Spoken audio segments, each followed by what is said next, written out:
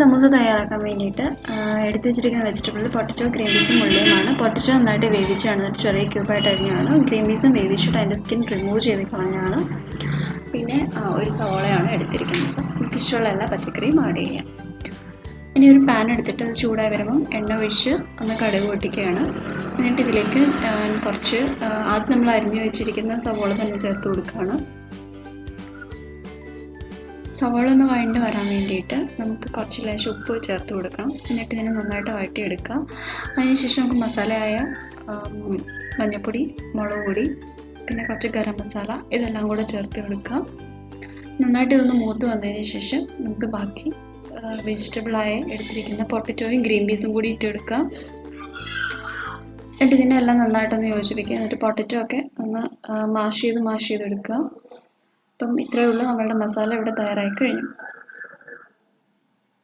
ഇനി ഞാൻ കുറച്ച് മൈദ വെള്ളത്തിൽ ഇങ്ങനെ കലക്കി ഗമ്മിന് വേണ്ടിയിട്ട് എടുത്തിട്ടുണ്ട്. ഒരുപാട് ലൂസായിട്ടല്ല. നമുക്ക് സമൂസയുടെ ഷീറ്റ് തലേ ദിവസം ഉണ്ടാക്കി ഷീറ്റ് എടുത്ത് 15 മിനിറ്റ് മുമ്പ് ഫ്രിഡ്ജിൽ നിന്ന് പുറത്തെടുത്ത് വെക്കാം. ഇപ്പോഴും നല്ല സോഫ്റ്റായിട്ട് തന്നെയാണ് ഇരിക്കുന്നത് ഷീറ്റ്.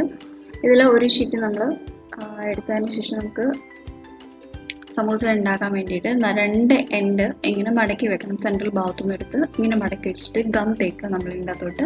എന്നിട്ട് അപ്പുറത്തെ സൈഡും ഇതേപോലെ തന്നെ ചെയ്ത് നമ്മളൊരു കോൺ ഷേപ്പ്. എന്നിട്ട് ഇതിൻ്റെ ഉള്ളിൽ നമുക്ക് എത്രത്തോളം ഫില്ലിംഗ് ആണ് വേണ്ടതെന്ന് വെച്ചാൽ അത് നിറയല്ല, അതിൻ്റെ ഒരു 3/4 ഭാഗത്തോട്ട് നമുക്ക് വേണ്ട ഫില്ലിംഗ് ചെയ്തിട്ട് അതിൻ്റെ ഒരു എൻഡിൽ ഗം തേച്ചിട്ട് മറ്റേ എൻഡുമായിട്ട് കൂട്ടിച്ചേർക്കുക.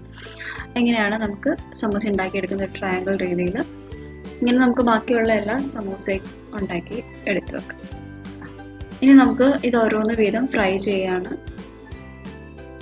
നമ്മളൊരു പാനിൽ കുറച്ച് എണ്ണ ഒഴിക്കുക. എണ്ണ ചൂടായി വരുമ്പോഴത്തേക്കും നമുക്ക് ഓരോ സമൂസ വീതം ഇട്ട് കൊടുക്കാം.